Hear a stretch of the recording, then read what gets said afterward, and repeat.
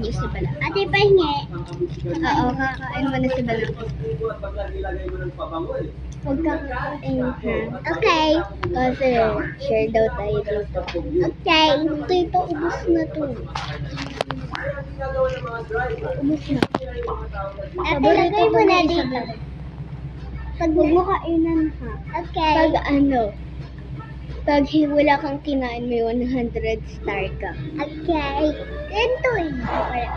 Ay! Bulag!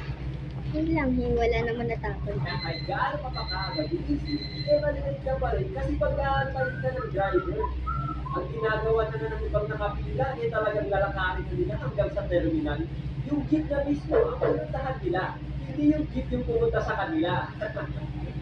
Kaya swerte din, yung mga nakatira malapit sa terminal. Yung iba naman, ang ginagawa nila, lalagpasan nila yung pila at bubuo sila ng bagong pila sa unahan para sila yung unang pick-up ng jeep.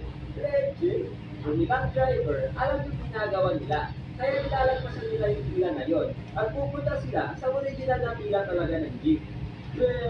Buti na sa inyo. Okay, mabait ba siya?